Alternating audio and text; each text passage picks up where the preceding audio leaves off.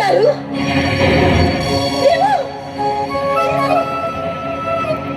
ಭಾರತಿ, ನೀನ್ ಚೆನ್ನಾಗಿದ್ದೆ ನನಗೆ ಚೆನ್ನಾಗಿ ಗೊತ್ತು ಭಾರತಿ. ಯುಗದಲ್ಲಿ ಮಂಜು ಸತ್ತಿದ್ದಾನೆ ಅಂದ್ರೆ ನೀವು ಭಾರತಿ, ನಮ್ಮ ದೇಶದ ಮೇಲೆ ವೈರಿಗಳು ದಾಳಿ ಮಾಡುವಾಗ ಅವರ ಗುಂಡೇಟಿನಿಂದ ಆಮೇಲೆ ತೆರೆಗೆ ಭಾರವಾದ ಪೆಟ್ಟು ಬಿತ್ತು.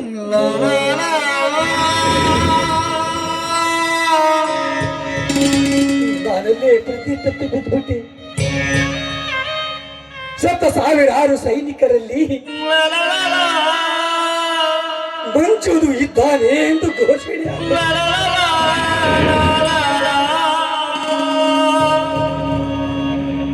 ಪತ್ರಿಕೆಗಳು, ಸಮಾಜ, ಸರ್ಕಾರ ಮಂಜು ಸತ್ತಿದ್ದಾನೆ ಎಂದು ಸುಳ್ಳು ಹೇಳಿದ್ರು.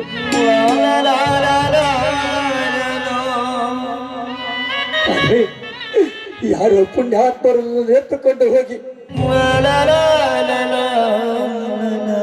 ನನ್ನ ಉಪಚಾರ ಮಾಡಿ, ನೀನು ಯಾರು, ನಿನ್ನ ಹೆಸರೇನು ಅಂತ ಕೇಳಿದ್ರಂತೆ ಭಾರತಿ. ಹೇಳುವ ಪ್ರಜ್ಞೆ ಮಾತ್ರ ನನಗಿರಲಿಲ್ಲ.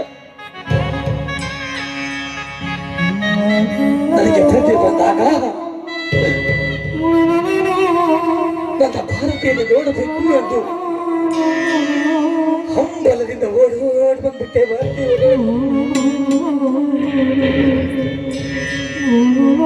ಸಮಾಜ, ಸರ್ಕಾರ, ಪತ್ರಿಕೆಗಳು ಮಂಜು ಸತ್ತಿದ್ದಾನೆ ಎಂದು ಹೇಳಿದ್ರು. ಆದ್ರೆ ನೀನು ಮಾತ್ರ ಮಂಜು ಸತ್ತಿಲ್ಲ ಎಂದು ತಿಳಿದುಕೊಂಡಿದೆಯಲ್ಲ ಭಾರತಿ. ಒಂದು ವೇಳೆ ಮಂಜು ಸತ್ತಿದ್ದಾನೆ ಎಂದು ತಿಳಿದುಕೊಂಡಿದ್ರೆ ನೀರಿನ ಕಾಲಲ್ಲಿ ತಾಯಿ ಸಾರಿಸುತ್ತಿರಲಿಲ್ಲ.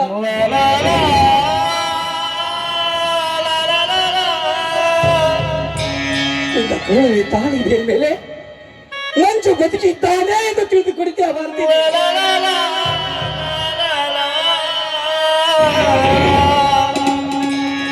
ಭಾರತಿ, ನಾನು ಯುದ್ಧಕ್ಕೆ ಹೋಗುವಾಗ ನೀನುಟ್ಟ ಈ ಸೀರೆ, ನೀನುಟ್ಟ ಮಲ್ಲಿಗೆ, ಅದೇ ಮಂಚ ಅಂದು ನನ್ನ ಬೀಳ್ಕೊಟ್ಟು ಅಂದಿನಿಂದ ಇಲ್ಲಿವರೆಗೆ ನನಗಾಗಿ ಕಾಯ್ತಿರುವಲ್ಲ ಭಾರತಿ. ಸಂತೋಷ ಭಾರತಿ. ಇಷ್ಟರ ಮೇಲೆ ಗೊತ್ತಾಗುತ್ತಲ್ಲ ನಮ್ಮ ಪ್ರೀತಿ ಪ್ರೇಮ ಎಷ್ಟು ಪವಿತ್ರವಾಗಿದೆ ಎಂದು.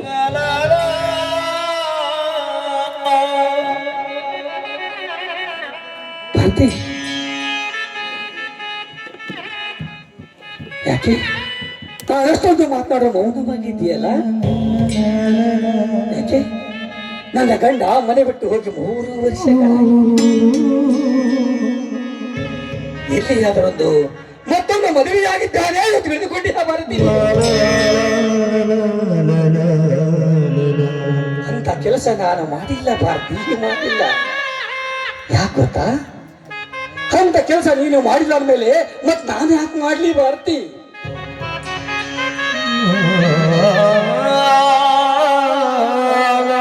ಮದುವೆಯಲ್ಲಿ ಒಂದು ಒಳ್ಳೆಯ ಗಂಡ ಇರುವಾಗ ಆ ಹೆಣ್ಣು ಮತ್ತೊಂದು ಮದುವೆ ಯಾವ ಕಾಲಕ್ಕೂ ಆಗಬಾರ್ದು.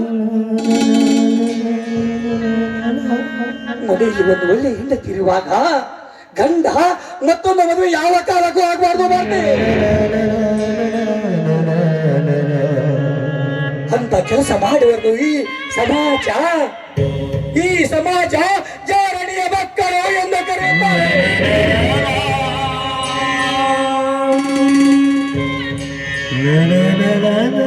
ಭಾರತಿ, ನಾನು ಅಷ್ಟೊಂದು ಮಾತನಾಡ್ತಾ ಇದ್ದೇನೆ, ನೀನು ಮೌನವಾಗಿ ಬಿಟ್ಟಿಯಲ್ಲ. ಮಾತಾಡು ಭಾರತಿ, ಮಾತಾಡು. ಮಾತಾಡ್ಲಿ ಮಂಜು, ಏನು ಒಂದು ಮಾತಾಡ್ಲಿ ನಾನು. ನಿನ್ನ ಮಾತಿಗೆ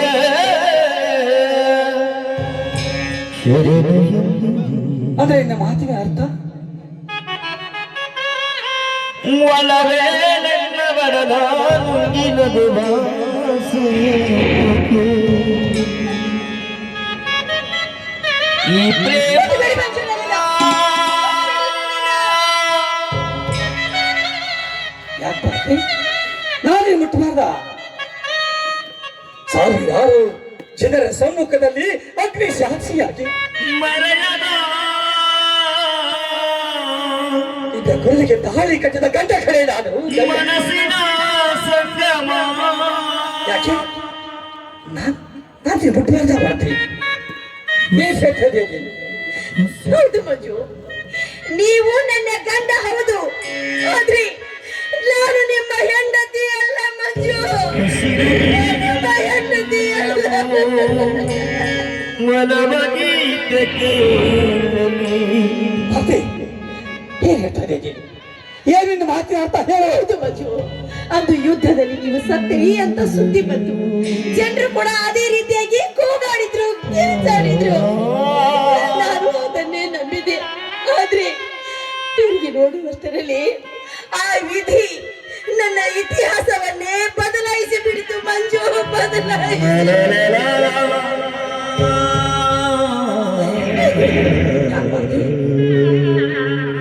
ನಾನು ವಾಪಸ್ ಮತ್ತೆ ಮನೆಗೆ ಬಂದಿದ್ದೆ ಅಲ್ಲ ಯಾಕೆ ಬರ್ತಿ ಹೌದು ಮಂಜು, ಅಂದು ಯುದ್ಧದಲ್ಲಿ ನೀವು ಸತ್ತರಿ ಅಂತ ತಿಳಿದುಕೊಂಡು ಸ್ವಲ್ಪ ದಿವಸ ನಾನು ವಿಧವೆಯಾದೆ. ಆಮೇಲೆ ನಾನು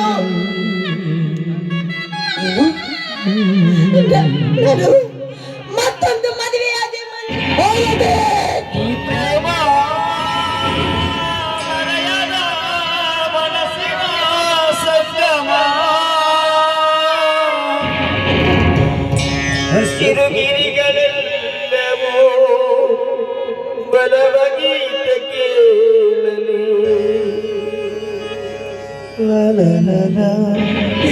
ಬರ್ತಿ ನೀನು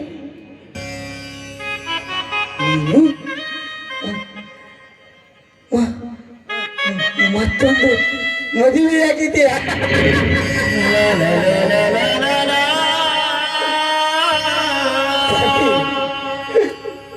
ಅಡಿಗೆ ಹಿಡಿ ಇಟ್ಟು ತುಟಿಗೆ ತುಟಿ ಇಟ್ಟು ಚಂದ್ರ ಚಕೋರಿಯಾಗಿ ಹೆಡಿಗೆ ಮುತ್ತಿಟ್ಟ ನೀನು ನಿನ್ನ ನನ್ನನಿಗೆ ಹೇಳುವ ಮಾತು ಮತ್ತೊಂದು ಮದುವೆಯಾಗಿದೆಯಾ ತುಂಬಾ ಸಂತೋಷ ಭಾರತಿ, ತುಂಬಾ ಸಂತೋಷ. ನನ್ನ ಗಂಡ ಧೀರ ವೀರ ದೇಶ ಕಾಯುವ ಸೈನಿಕ ಎಂದು ಹೇಳಿ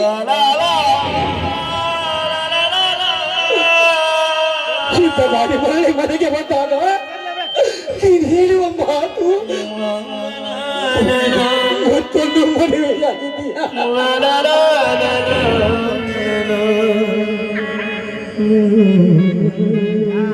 ತುಂಬಾ ಸಂತೋಷ ಭಾರತಿ, ತುಂಬಾ ಸಂತೋಷ. ಮಾಮಾಜಿ, ನನ್ನ ಮೇಲೆ ಏನಾದ್ರೂ ನಿಮಗೆ ಕೋಪ ಇದ್ರೆ ನನ್ನನ್ನು ಕತ್ತು ಚಿಕ್ಕಿ ಕೊಂದು ಬಿಡಿ.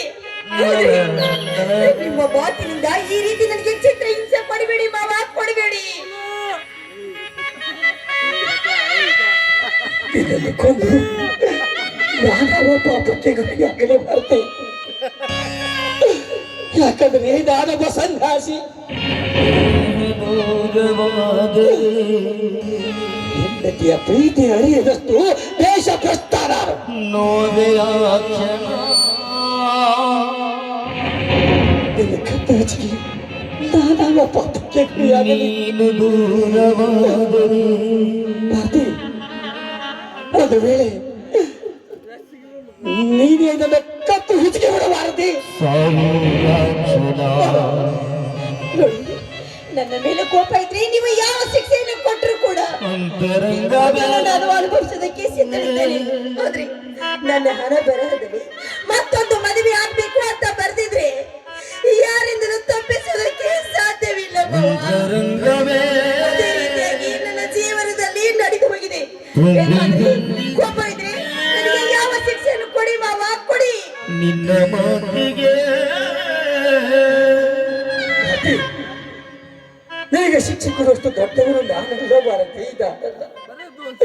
ಒಂದು ವೇಳೆ ನನ್ನ ಮೇಲೆ ನಿನಗೆ ಅಭಿಮಾನ ಪ್ರೀತಿ ಇದ್ದರೆ ನನ್ನದು ಒಂದೇ ಒಂದು ಮಾತು ನಡೆಸ್ಕೊಡ್ತೀಯಾ? ಒಂದಕ್ಕೆ ಬಾಬಾ, 200 ಮಾತು ಹೇಳಿದ್ರು ಕೂಡ ನಡೆಸ್ಕೊಡ್ತೀನಿ. ಹೇಳಿ ಅದೇನು ಅಂತ ಹೇಳಿ. ಭಾರತಿ, ಹಾಗಂತ ನನಗೆ ವಚನ ಕೊಡ್ತೀಯಾ ನೀನು? ನನ್ನ ಹೆತ್ತವರ ಮೇಲೆ ಹಾನಿ ಮಾಡಿ ಹೇಳ್ತೀನಿ. ಹೇಳಿ ಮಾವ, ಅದೇನು ಅಂತ. ಭಾರತಿ, ಇನ್ನು ಮುಂದೆ ನೀನು ನಾನು ನನ್ನ ಹೆತ್ತ ತಾಯಿ ಆಗಬೇಕು. ನೀನು ಈ ಪ್ರೇಮ ಬೈದ್ರೆ ನೀವು, ನಾನು ನಿಮಗೆ ತಾಯಿ ಆಗ್ಬೇಕಾ?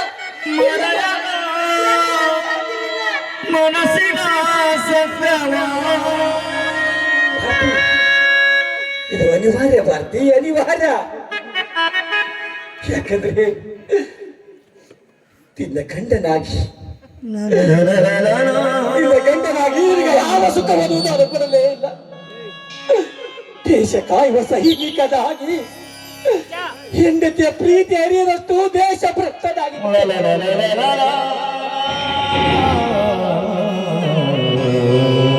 ಅದಕ್ಕಾಗಿ ಭಾರತಿ, ಕೊನೆಯ ಪಕ್ಷ ಇದ್ದ ಹೆತ್ತ ಮಗನಾಗಿ ನಿನ್ನ ಪಾದ ಸೇವೆ ಮಾಡುವ ಪುಣ್ಯ ಕಲ್ಪಿಸಿಕೊಡು ತಾಯಿ. ಅದಕ್ಕೆ ಈ ಪ್ರೇಮ ಮರೆಯದ ಮನಸ್ಸಿನ ಸಂಗಮ. ಹಲೋ ಭಾರತಿ, ಭಾರತಿ, ಯಾರವರು? ಇವರು ಇವರು ಇವರು ಸರ್, ನಾನು ಯಾರು ಅಂತ ಇವ್ರ ಬಾಯಿಂದ ಕೇಳ್ಬಿಡಿ ಸರ್, ಇವ್ರ ಬಾಯಿಂದ ಕೇಳ್ಬಿಡಿ. ಭಾರತಿ, ಯಾರವರು? ಸರ್, ಅದನ್ನು ನಾನೇ ಹೇಳ್ತೀನಿ ಸರ್. ಸರ್, ಇವರು ನನ್ನ ಹೆತ್ತ ತಾಯಿ ಸರ್, ಹೆತ್ತ ತಾಯಿ. ಆದ್ರೆ ಹೊಟ್ಟೆಯಲ್ಲಿ ಹುಟ್ಟಿದ ಮಗನಲ್ಲಿ ಅಪ್ಪ ನಾನು. ತನ್ನ ಹೆತ್ತ ತಾಯಿ ತಂದೆಯನ್ನು ಕಳೆದುಕೊಂಡ ಮೇಲೆ ಭಾವನೆಗಳಿಂದ ಪಡೆದುಕೊಂಡ ತಾಯಿ ಸರ್, ತಾಯಿ. ಸರ್, ನನ್ನ ತಾಯಿ ನೋಡ್ಬೇಕು, ನನ್ನ ತಾಯಿಯ ಗಂಡ ನನ್ನಪ್ಪ ಹೆಂಗಿರ್ಬೇಕು ಅಂತ ನೋಡ್ಬೇಕು ಅಂತ ಹಂಬಲಿದ್ದ. ಓಡೋಡ್ ಬಂದ್ಬಿಟ್ಟೆ ಸರ್, ಓಡೋಡ್ ಸರ್. ಈ ನನ್ನ ತಾಯಿನ ಚೆನ್ನಾಗಿ ನೋಡಿಕೊಳ್ಳಿ ಸರ್, ನಿಮ್ಗೆ ಕೈ ಮುಗಿದು ಬೇಡಿಕೊಳ್ಳುತ್ತಾರೆ. ಚೇಚೆ, ಎಂತ ಮಾತಾಡ್ತಾ ಇದೆಯಾ? ಈ ನಿನ್ನ ತಾಯಿಗೆ ಯಾವ ತೊಂದರೆ ಬರದ ಹಾಗೆ ನೋಡಿಕೊಳ್ಳುವ ಜವಾಬ್ದಾರಿ ನನಗೆ. ಭಾರತಿ, ಇಂಥವ್ ನನ್ನ ಮಗನಾಗಿ ಪಡಿಬೇಕಾದ್ರೆ ನೀನು ಎಷ್ಟು ಜನ್ಮದ ಪುಣ್ಯ ಮಾಡಿರ್ಬೇಕು. ನನ್ನಂತ ಪುಣ್ಯವಂತಿ ಈ ಜಗತ್ತಿನಲ್ಲಿ ಬೇರೆ ಯಾರು ಇಲ್ಲಂತ ಕಾಣಿಸುತ್ತೆ. ಜಗತ್ತಿನಲ್ಲಿ ನಾನು ಒಬ್ಬಳೆ ಪುಣ್ಯ ಮಾಡಿರ್ಬೇಕು ಇಂಥದನ್ನು ಪಡೆಯುವುದಕ್ಕೆ. ಎಲ್ಲಿ ಭಾರತಿ, ಮಗ ಮನೆವರೆಗೆ ಬಂದಿದ್ದಾನೆ, ಒಳಗೆ ಕರೆದುಕೊಂಡು ಹೋಗಿ ಊಟ ಮಾಡಿಸಬಾರ್ದೆ? ಬೇಡ ಸರ್, ನನಗೆ ಊಟ ಬೇಡ ಸರ್. ಯಾಕಂದ್ರೆ ನನಗೆ ಈಗಾಗಲೇ ಹೊಟ್ಟೆ ತುಂಬಿಬಿಟ್ಟಿದೆ ಸರ್, ಹೊಟ್ಟೆ ತುಂಬಿಬಿಟ್ಟಿದೆ. ಊಟ ಬೇಡ ಸರ್. ಆದ್ರೆ ಕೊನೆಯದಾಗಿ ಹೇಳ್ತೀನಿ ಸರ್,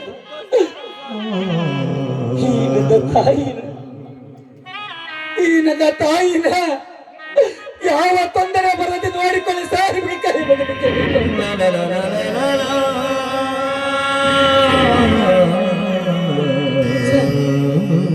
ನಾನಿನ್ನು ಬರ್ತೀನಿ ಸರ್, ನಾನಿನ್ನು ಬರ್ತೀನಿ.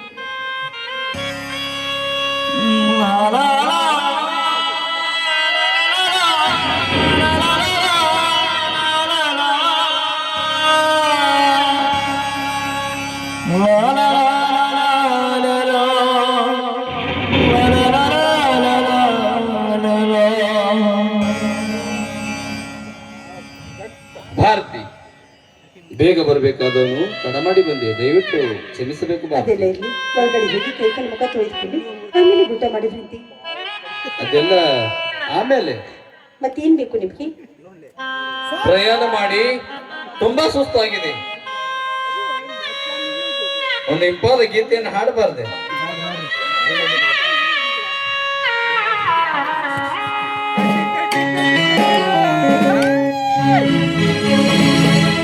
ಹೃದಯ ಮೀಟಿದಾಗ ಶ್ರುತಿಯು ಕೂಡಿದಾಗ ನೀನೇ ನನ್ನ ಜೀವ, ನಾನೇ ನಿನ್ನ ಭಾವ.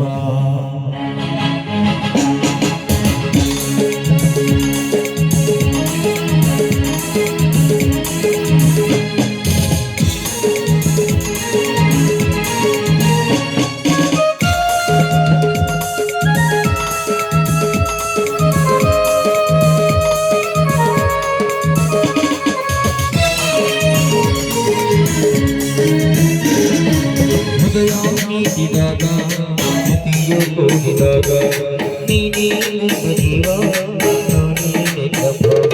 ಅನುರಾಗ ಬಂದಾಗ ಹಾಡಾಗಿ ನೆನೆವಾಗ ಗೆಳತಿ, ಬಾಳಲ್ಲಿ ಹೊಸರಾಗ ಆನಂದ. ಜೀನಂತಿರ ಸಜೀವನ ಹೃದಯ ಮೀಟಿದಾಗ ಶ್ರುತಿಯು ಕೂಗಿದಾಗ ನೀನೇ ನನ್ನ ಜೀವ, ನಾನೇ ನಿನ್ನ ಭಾವ.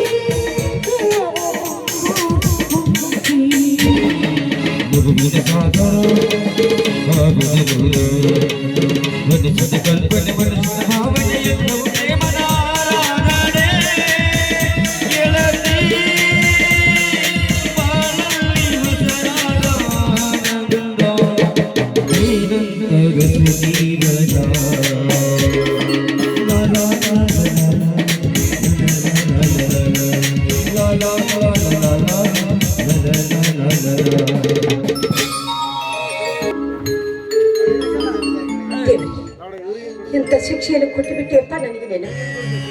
ಇವತ್ತು ಏನಿದು? ರವಿಯವರು ಹಾಗೆ ಒಳಗಡೆ ಹೋಗ್ಬಿಟ್ರಲ್ಲ, ಇವತ್ತು ಏನು ಅಂತ ಗೊತ್ತಿಲ್ಲ ಅಂತ ಕಾಣಿಸುತ್ತೆ. ಹಾಗಾದ್ರೆ ಇನ್ನು ಮುಂದೆ ನಾನು ಸುಮ್ಮನಿರೋದು ಸರಿಯಲ್ಲ. ಒಂದು ಕಡೆಯಿಂದಾದ್ರೂ ಹಾಲನ್ನು ಹೆಪ್ಪನಾಗಿ ಮಾಡ್ಕೊಳ್ಳೇಬೇಕು, ಮಾಡ್ಲೇಬೇಕು. ರವಿ, ರವಿ ಬನ್ನಿ ಬರ್ಗಿ. ಯಾಕೆ ಭಾರತಿ ಕೂಗಿದೆಯಲ್ಲ? ರವಿ ಯಾಕೆ ಅಂತ ಕೇಳ್ತಾ ಇದ್ದೀರಲ್ಲ? ಇವತ್ತು ಯಾವ ದಿವಸ ಅಂತ ನಿಮ್ಗೆ ಗೊತ್ತಿಲ್ವೇ? ಇವತ್ತು ನಮ್ಮ ಇಬ್ಬರ ಪ್ರಥಮ ರಾತ್ರಿ. ಭಾರತಿ, ನಾನೊಂದು ಮುಖ್ಯವಾದ ವಿಷಯವನ್ನೇ ಹೇಳೋದು ಮರೆತಿದ್ದೆ. ಏನು?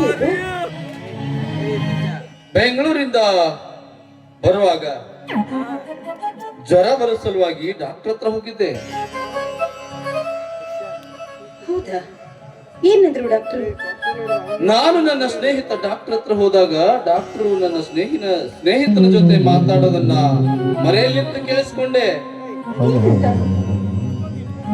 ಭಾರತಿ, ನನಗೆ ನಿಮಗೆ ಕ್ಯಾನ್ಸರ್ ರೋಗ ಇದೆ ಅಂತೆ.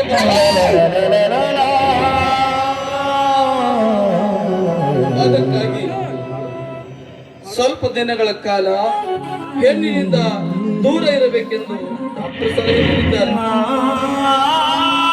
ದಯವಿಟ್ಟು ಸಹಕರಿಸಿಕೊಳ್ಳು ಭಾರತಿ, ನಾನು ರೆಸ್ಟ್ ತಗೋತೀನಿ.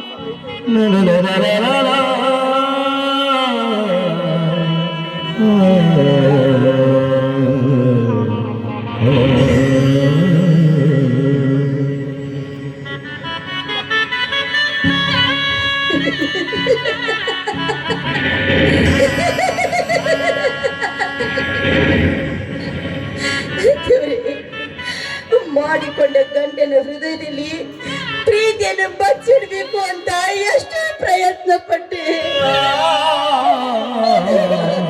ಇಲ್ಲ. ಮೊದಲನೇ ಗಂಡನ ಹೃದಯ ಬಂಗಾರದ ಮುದ್ದೆ, ಅದರ ಬೆಲೆ ಪವಿತ್ರವಾದದ್ದು. ಆದ್ರೆ ಅದರಿಂದ ನನಗೆ ಯಾವ ಪ್ರಯೋಜನವೂ ಇಲ್ಲ. ಎರಡನೇ ಗಂಡನ ಹೃದಯ ತೂತು ಬಿದ್ದಿರುವ ಮಡಿಕೆ, ಆ ಮಡಿಕೆಯಲ್ಲಿ ನನ್ನ ಪ್ರೀತಿಯನ್ನು ಬಚ್ಚಿಡುವುದಕ್ಕೆ ಹೋದ್ರೆ ತೂತು ಬಿದ್ದ ಮಡಿಕೆಯಲ್ಲಿ ನನ್ನ ಪ್ರೀತಿ ನಿಲ್ಲುವುದಕ್ಕೆ ಸಾಧ್ಯ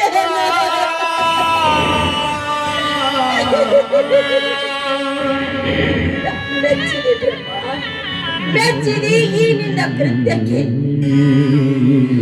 ಒಬ್ಬರು ಅಲ್ಲ ಅಂತ ಇಬ್ಬರ ಗಂಡಂದಿರನ್ನು ಕೊಟ್ಟೆ, ಅವರ ಹೃದಯವನ್ನು ಮುಟ್ಟಲಾರದಷ್ಟು ದೂರ ನನ್ನನ್ನು ಮೆಚ್ಚಿದೆ ಬ್ರಹ್ಮ, ಮೆಚ್ಚಿದೆ ಈ ನಿನ್ನ ಕೃತ್ಯಕ್ಕೆ. ಗಂಡನಿದ್ರು ಕೂಡ ಮಿಂಡನ ಜೊತೆಗೆ ಸರಸ ಆಡುತ್ತಿರುವ ಹಾದರಿಗೆ ಎಷ್ಟು ಅವಕಾಶಗಳನ್ನು ಕೊಟ್ಟೆ, ನನ್ನನ್ನು ನನ್ನ ಗಂಡನ ಪ್ರೀತಿಯಿಂದ ದೂರ ಇಟ್ಟೆ. ಮೆಚ್ಚಿದೆ ಬ್ರಹ್ಮ, ಮೆಚ್ಚಿದೆ ಈ ನಿನ್ನ ಕೃತ್ಯಕ್ಕೆ. ನಾನು ನನ್ನ ಪರಿಸ್ಥಿತಿ ಎಲ್ಲಿಗೆ ತಂದು ನಿಲ್ಲಿಸಿ ಬಿಟ್ಟೆ ಭಗವಂತ ನೀನು. ಹಾಗಾದ್ರೆ ನನ್ನ ಪರಿಸ್ಥಿತಿ ರೆಕ್ಕೆಯನ್ನು ಕಳೆದುಕೊಂಡಿರುವ ಹಕ್ಕಿ, ಕಾಲನ್ನು ಕಳೆದುಕೊಂಡಿರುವ ನವಿಲಿನಂತೆ ಏಕಾಂಗಿ ಜೀವನವೇ ಆಗಿ ಹೋಯಿತು.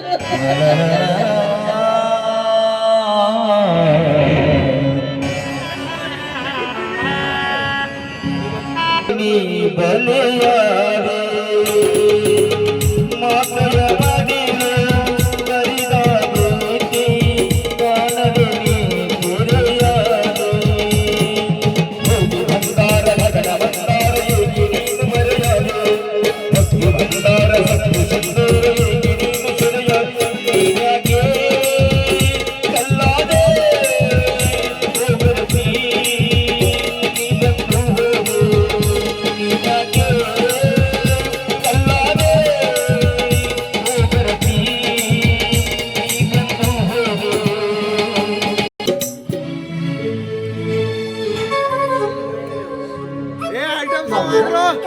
ಚೆನ್ನಾಗಿದ್ಯಾ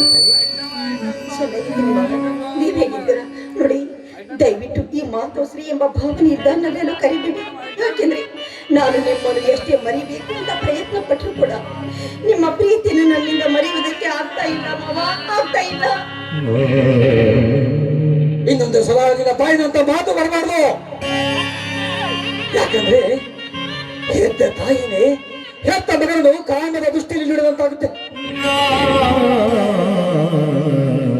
ಎಷ್ಟೇ ಹೇಳಲಿ ನಾನು ನಿನ್ನ ಹೆತ್ತ ಮಗ ಮಾತ್ರ, ನಿನಗೆ ನಾವು ಮಗನಾಗಬೇಕಲ್ಲ. ಹೌದು, ಹಾಗಾದ್ರೆ ಇವತ್ತು ನೀವು ನನ್ನದೊಂದು ಮಾತನಾಡಿಸಿಕೊಡ್ತೀರಾ?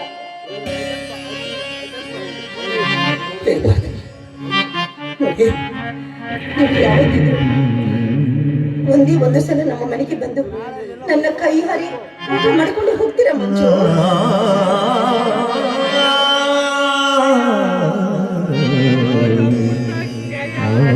ಆ ದೇವರು ನನಗೆ ಅಂತ ಪರಿಸ್ಥಿತಿ ತಂದರೆ ಖಂಡಿತವಾಗಿ ನಿಮ್ಮ ಮನೆಗೆ ಬಂದು ಬರುತ್ತೆ. ನಾನು ಮನೆಗೆ ಬಂದಾಗ ನಿಮ್ಮ ಮನೆಯ ಬಾಗಿಲಲ್ಲಿ ನಿಲ್ಲಿಸಿ ಒಂದೇ ಒಂದು ರೊಟ್ಟಿ ಕಟ್ಟಿಬಿಡುತ್ತಾರೆ. ನೀನು ಕೊಟ್ಟ ರೊಟ್ಟಿಯನ್ನು ತೆಗೆದುಕೊಂಡು ಹೋಗಿ ಎಲ್ಲಿಯಾದರೂ ಗುಡಿಗುಂಡಾರಲ್ಲಿ ಕುಳಿತು ಆ ರೊಟ್ಟಿಯನ್ನು ಸಂತೋಷವಾಗಿ ಸ್ವೀಕರಿಸುತ್ತೇನಮ್ಮ, ಸಂತೋಷವಾಗಿ ಸ್ವೀಕರಿಸ ಮಂಜು. ನಿಮಗೋಸ್ಕರವಾಗಿ ನನ್ನ ಮನೆಯ ಬಾಗಿಲು ಯಾವತ್ತೂ ಸದಾ ತೆರೆದಿರುತ್ತೆ. ಇದು ಒಂದೇ ಒಂದು ಆಸೆ ಈಡೇರಿಸಿ ಮಂಜು. ವಚನ ಕೊಟ್ಟು ಮಾತು ಕೊಟ್ಟರೆ ನನ್ನ ಹಣೆ ಬರ ಬಿದ್ದುವ ಶಕ್ತಿ ಯಾವ ದೇವರಿಗಿಲ್ಲ ಈ ಜಗದಲ್ಲಿ.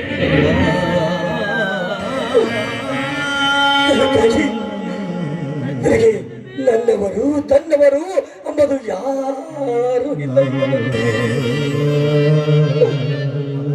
ನಾನೀಗ ಬಹು ದೂರ ಪಟ್ಟಿದ್ದೇನೆ, ಬಹು ದೂರ ಹುಟ್ಟಿದ್ದೇನೆ.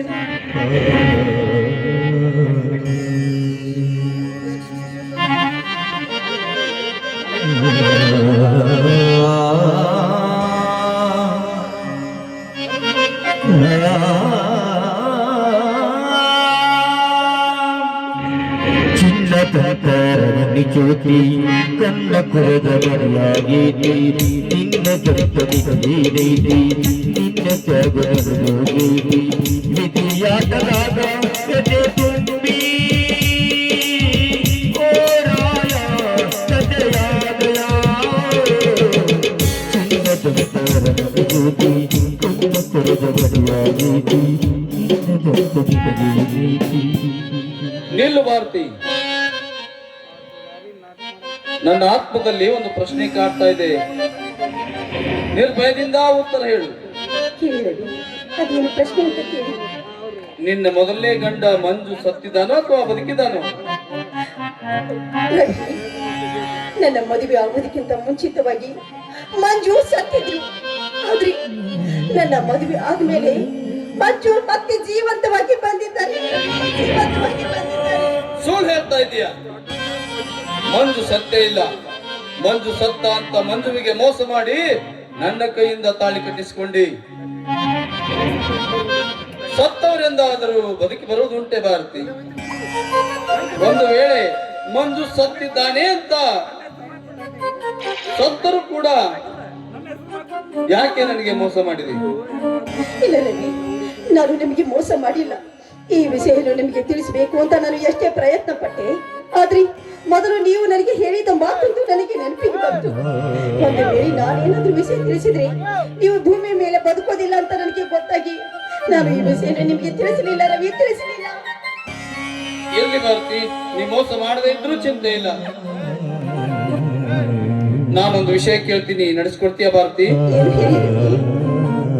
ನೀನು ಪುನಃ ಮಂಜುವಿನ ಹೆಂಡತಿ ಆಗ್ಬೇಕು. ರವಿ, ಅದು ನನ್ನಿಂದ ಸಾಧ್ಯವಿಲ್ಲ ರವಿ, ಸಾಧ್ಯವಿಲ್ಲ.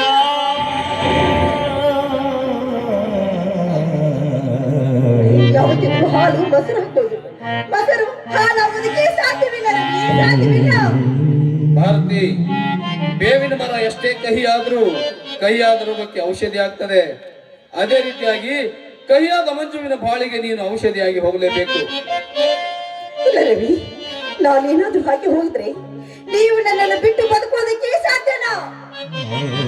ನೋಡು ಭಾರತಿ,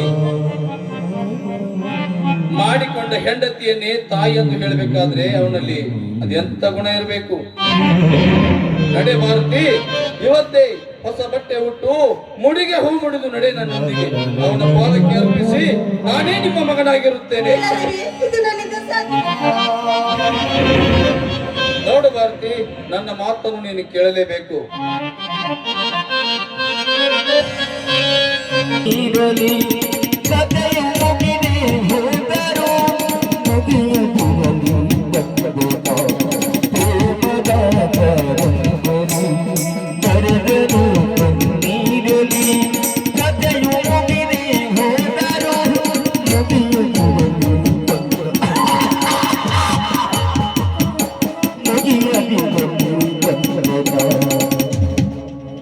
ಅಬ್ಬಾ ತಾಯಿ, ನಾನು ಬದುಕುವುದೇ ಬೇಡವಾಗಿದ್ದರೆ ಮತ್ತೇಕೆ ಭಾರತಿ ಎನ್ನುವುದನ್ನು ವರದಿಯನ್ನಾಗಿ ಮಾಡಿದೆ? ನ್ಯಾಯ, ನೀತಿ, ಧರ್ಮದಿಂದ ಬಾಳುವವರಿಗೆ ಬೆಲೆ ಇಲ್ಲೇನಪ್ಪ ತಾಯಿ. ನಾನು ದೇಶ ಕಾಯುವ ಸೈನಿಕ, ವೀರಾಧಿರಾಯ ಎಂದು ಬದುಕುತ್ತಿದ್ದೆ. ಆದರೆ ನಾನಿಂದು ಎಲ್ಲವನ್ನು ಕಳೆದುಕೊಂಡು ಬಹು ದೂರ ಹೊರಟು ಹೊಟ್ಟಿದ್ದೇನೆ. ನಾನು ಹೋಗುವ ದಾರಿ ನನಗೇ ಗೊತ್ತಿಲ್ಲ. ಮೊದಲ ಪುಟಕ್ಕೂ ಕೊನೆಯ ಪುಟಕ್ಕೂ ನಡುವೆ ಎನಿತು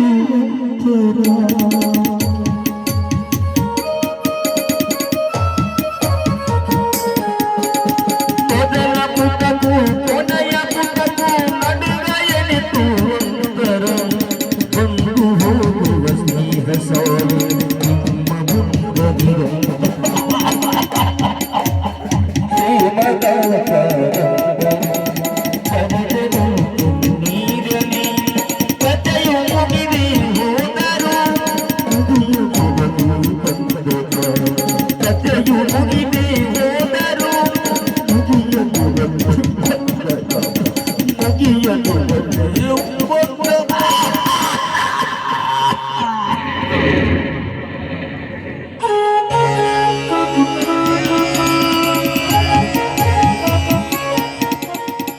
ಹಾಗಾದ್ರೆ ದೇವ ನಾನು ಬದುಕುವುದೇ ಬೇಡ. ಹಾಗಾದ್ರೆ ನಾನು ಬದುಕುವುದೇ ಬೇಡ.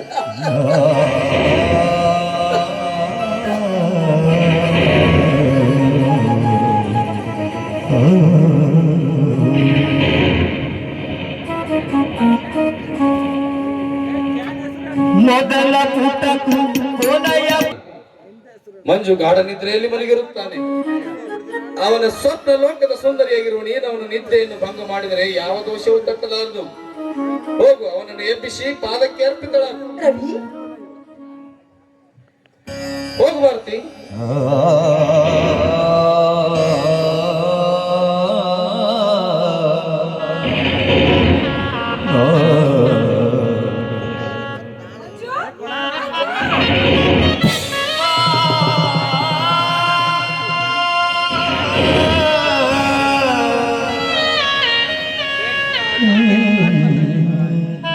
ಕೊನೆಗೆ ಪರೀಕ್ಷೆಯಲ್ಲಿ ನೀನೇ ಗೆದ್ದೆ ಮಂಜು. ಭಾರತಿ, ಮಂಜುವಿನ ಜೊತೆ ಸಂಸಾರ ಮಾಡುವ ಪುಣ್ಯವಂತೂ ನೀನು ಪಡೆಯಲಿಲ್ಲ. ನಿನ್ನ ಮಂಜುವಿನ ಆಸೆ ಕನಸು ಎಲ್ಲವನ್ನು ನಾನೇ ಈಡೇರಿಸುವೆ. ಬಾ ಭಾರತಿ, ಶಿಲ್ಪಿಯಂತೆ ಏಕೆ ಕುಳಿತಿರುವೆ? ಬಾ.